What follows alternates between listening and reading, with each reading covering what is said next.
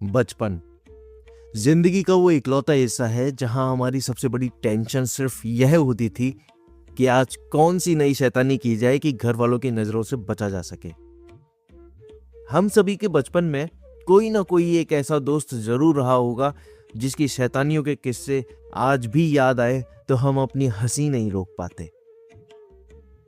नमस्कार सभी को। आज हम सुनेंगे इंसानी भावनाओं के सबसे बड़े चितेरे शरत चंद्र चट्टोपाध्याय जी की एक बेहद मजेदार और गुदगुदाने वाली कहानी, गुरुजी। यह कहानी है लालू नाम के एक ऐसे खुराफाती और शैतान बच्चे की जिसकी हरकतों से पूरा घर, खासकर उसकी माँ, हमेशा खौफ में रहती है। और फिर एक दिन लालू की माँ के आदरणीय गुरुजी उनके नए घर में पधारते हैं। एक तरफ है गुरुजी का वो भारी भरकम सम्मान और दूसरी तरफ लालू का खुराफाती दिमाग।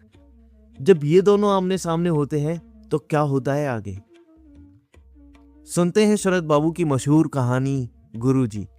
स्वर आपके अपने आशुतोष शर्मा का है।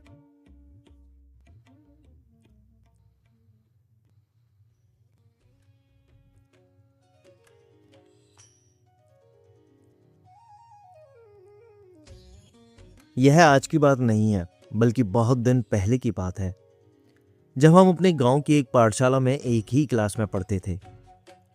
उन दिनों हमारी उम्र 10-11 वर्ष की थी। लालू के दिमाग में दुनिया भर की शरारतें भरी थीं। एक बार लालू ने अपनी मां को रबड़ का सांप दिखाकर इस तरह डरा दिया कि उनके पैरों में मूंछ आ गई, जिसकी वजह से उन्हें 7-8 दिन तक लंगड़ा कर चलना पड़ा था। लालू की इस बदमाशी से चिढ़कर मां ने कहा, इसके लिए मास्टर रख दिया जाए। नित्य शाम को जब पढ़ने बैठेगा तब इसे बदमाशी करने का मौका नहीं मिलेगा।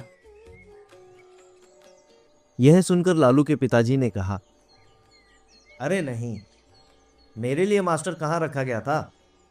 मैं स्वयं अपने प्रयत्नों से अनेक दुख कष्ट झेलकर पढ़ लिख कर वकील बन पाया हूँ। मेरी इच्छा है कि लालू भी मेरी तरह पढ़ लिख कर आदमी बने। जिस साल लालू क्लास की परीक्षा में फर्स्ट नहीं आएगा उस वर्ष उसके लिए ट्यूटर रख लिया जाएगा। पिताजी के कारण लालू को मुक्ति मिल गई, लेकिन मन ही मन मां पर उसे काफी गुस्सा आया। लालू का ख्याल है कि मास्टर और पुलिस बराबर होते हैं। लालू के पिता धनी गृहस्थ थे। कई साल हुए उन्होंने अपना पुराना मकान गिराकर पुनः नया 3 मंजिला मकान बनवाया था। मकान बन जाने के बाद लालू की मां की इच्छा थी कि गुरुजी इस मकान में आकर झूठा गिरा दें, लेकिन वे काफी बूढ़े थे। फरीदपुर से इतनी दूर इसके लिए आने को राजी नहीं होते थे। बहुत दिनों के बाद इस बार मौका आ गया। गुरुदेव सूर्य ग्रहण के उपलक्ष्य में काशी आए थे। वहां से उन्होंने नंदरानी को लिख भेजा कि यहां से वापस लौटते समय आशीर्वाद देने आएंगे। लालू की मां के आनंद की सीमा नहीं रही। वे गुरुजी के स्वागत की जोर शोर से तैयारी करने लगी। उनकी बहुत दिनों की मनोकामना पूरी होने जा रही थी। इस नए मकान में उनके चरणों की धूली मिलेगी, घर पवित्र हो जाएगा। नीचे के बड़े कमरे से सामान हटाया गया। निवाड़ का पलंग गुरुवर के सोने के लिए बनवाया गया। इसी कमरे में उनके लिए पूजा की जगह बनाई गई, क्योंकि उन्हें 3 मंजिले पर स्थित पूजा घर में आने जाने में तकलीफ होगी। बहुत दिनों के बाद गुरुदेव स्मृति रत्न आ गए, लेकिन बड़े कुसमय आए। आसमान बादलों से घिरा हुआ था। बाहर मूसलाधार पानी बरस रहा था और तेज हवा के झोंके चल रहे थे। इधर लालू की मां को तरह तरह के पकवान बनाने, फल फूल सजाने आदि कामों के कारण जरा भी सांस लेने का मौका नहीं मिल रहा था। गुरुदेव के लिए पलंग पर बिस्तर बिछाकर मसहरी लगा दी गई। थके मांदे गुरुदेव भोजन करने के पश्चात पलंग पर जाकर सो गए। इसके बाद नौकर चाकरों को छुट्टी दे दी गई। मुलायम शैया पर आराम पाने के कारण गुरुदेव ने मन ही मन नंदरानी को आशीर्वाद दिया। आधी रात को अचानक उनकी नींद खुल गई। छत से पानी मसहरी को तर करता हुआ उनकी तौंद पर गिर रहा था। बाप रे, कितना ठंडा पानी है। वे चौंक कर उठ बैठे और तौंद पर गिरे पानी को पहुंच डाला। फिर बोल उठे, नंद रानी ने मकान तो नया जरूर बनवाया है, पर पछाड़ की कड़ी धूप के कारण छत फट गई है। निवाड़ वाला पलंग भारी नहीं था। मसहरी सहित उसे खींचकर गुरुदेव दूसरी ओर ले गए और पुनः सो गए। लेकिन अभी आधा मिनट से अधिक भी नहीं हुआ होगा कि पुनः 2-4 बूंद ठंडा पानी उसी तरह टप टप कर तौन पर उसी स्थान पर गिरा। स्मृति रत्न उठ बैठे और चारपाई को दूसरी ओर खींच कर ले गए। इस बार भी फिर बूंद आ गिरी, फिर दूसरी ओर ले गए और फिर पहले की तरह पानी गिरा। अब तक बिस्तर काफी भीग गया था, इतना भीग गया था कि सोने लायक नहीं रह गया। गुरुदेव अब सोचने लगे कि क्या किया जाए। बूढ़े आदमी थे, अनजान जगह में दरवाजा खोलकर बाहर जाने में डर लगता ही है, और फिर भीतर रहना भी खतरे से खाली नहीं था। जब छत इस बुरी तरह फट गई है, पता नहीं कब सिर पर गिर पड़े। डरते डरते वे बाहर निकल आए। बाहर बरामदे में एक लालटेन जल रही थी। कहीं कोई दिखाई नहीं दे रहा था। पानी जोर से बरस रहा था और वैसी ही तेज हवा चल रही थी। कैसे कोई वहां खड़ा रहे। घर के नौकर चाकर भी नहीं दिखाई दे रहे थे। पता नहीं वे सब किस कमरे में सोते हैं।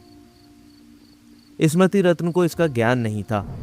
2-3 बार उन्होंने आवाज भी दी, प्रत्युत्तर में किसी ओर से कोई जवाब नहीं आया। एक और एक बेंच पड़ी थी। इस बेंच पर लालू के पिता के गरीब मुवक्किल बैठते थे। लाचारी में गुरुदेव उसी पर बैठ गए।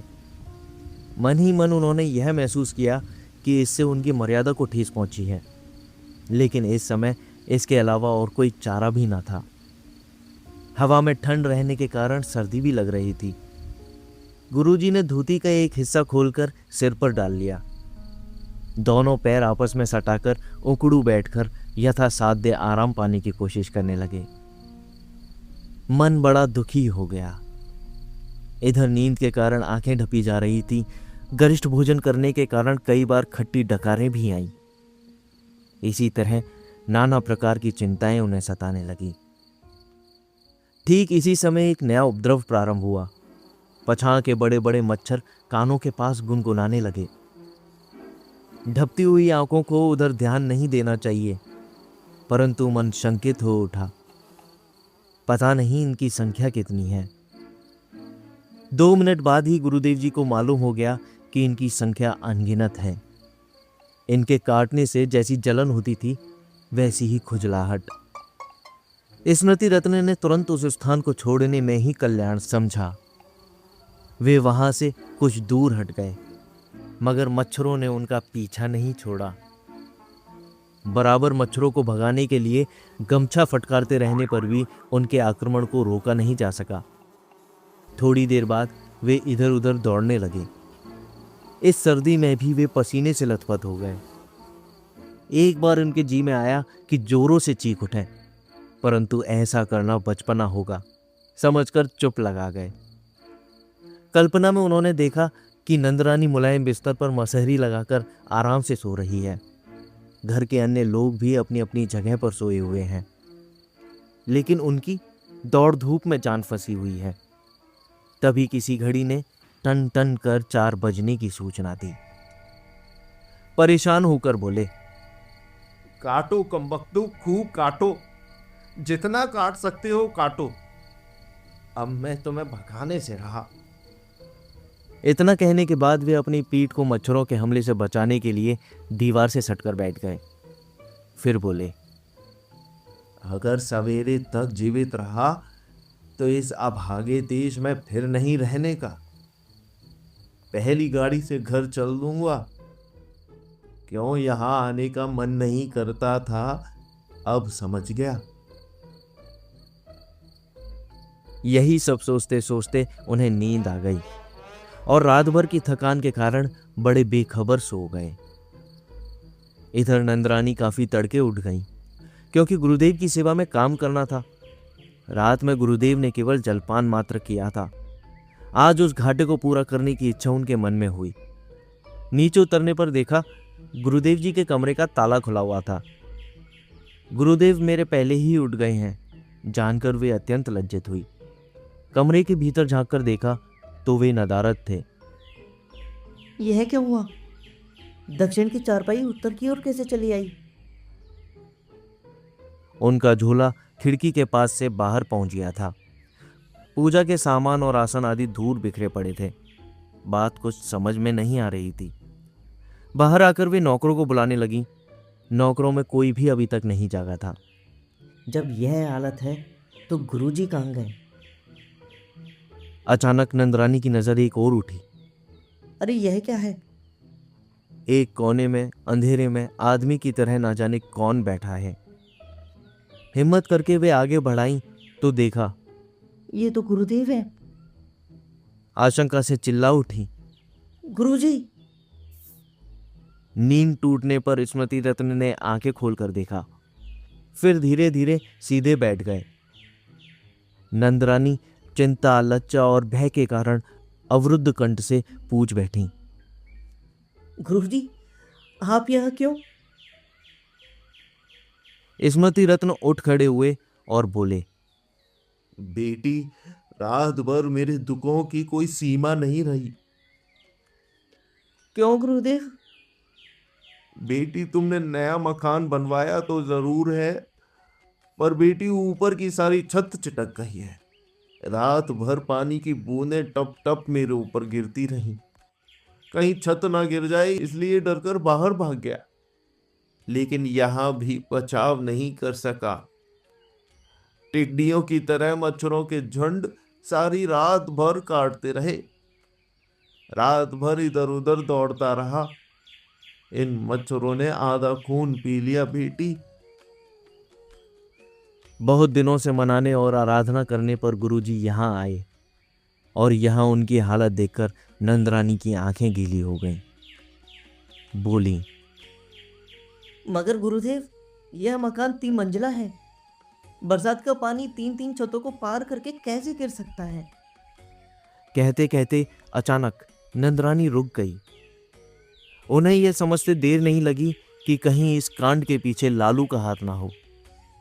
वे दौड़ी हुई कमरे में आई तो देखा बिस्तर काफी भीगा हुआ है और मसहरी के भीतर से अभी तक पानी की बूंदें टपक रही थीं। चौंक कर ऊपर देखा, मसहरी के ऊपर एक बर्फ का टुकड़ा कपड़े में बंधा पाया। अभी तक वह पूरा नहीं गल पाया था। पागलों की तरह दौड़कर वे बाहर आई। नौकरों में जिसे सामने देखा उसे चिल्लाकर कहने लगी, पाजी, लल्लुआ कहाँ है? वह शैतान जहां मिले उसे मारते मारते पकड़ लाओ। लालू के पिता उस समय नीचे उतर रहे थे। पत्नी का चीखना चिल्लाना देखकर उन्होंने पूछा, अरे आखिर हुआ क्या है? यह क्या कह रही हो?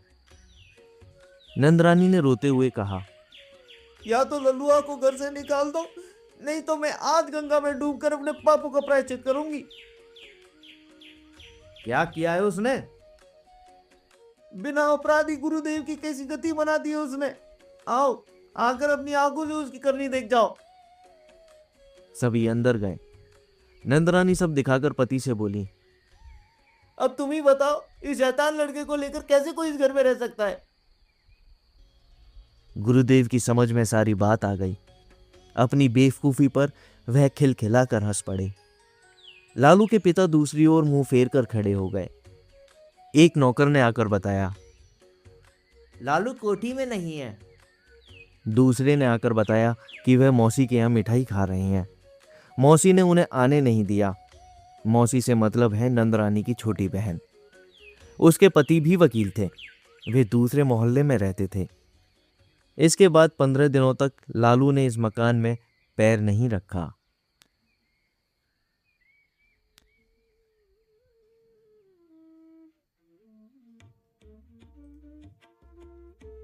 दोस्तों, गुरुजी की जो दुर्गति बेचारे मच्छरों और लालू की वाटर सप्लाई ने की, उसे सोचकर शायद आप भी मेरी तरह अपनी हंसी नहीं रोक पा रहे होंगे।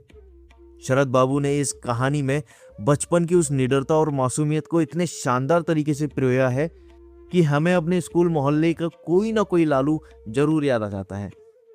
जरा याद करके बताइएगा, आपके बचपन या स्कूल के दिनों में वो कौन सी ऐसी खतरनाक शैतानी थी जो आपने, आपके दोस्तों ने किसी टीचर या घर के किसी बड़े के साथ की थी, या फिर क्या आप खुद ही अपने मोहल्ले के लालू हुआ करते थे?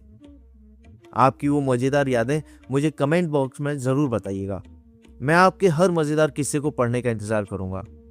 अभी आप सुन रहे थे शरत चंद्र चट्टोपाध्याय जी की लिखी गुदगुदाने वाली कहानी गुरुजी। वाचन मेरी यानी आपके अपने आशुतोष शर्मा की आवाज़ में था। अगले शनिवार रात 8 बजे एक नई कहानी के साथ आपसे फिर मुलाकात होगी। तब तक हंसते रहें, मुस्कुराते रहें और अपना ख्याल रखें। धन्यवाद।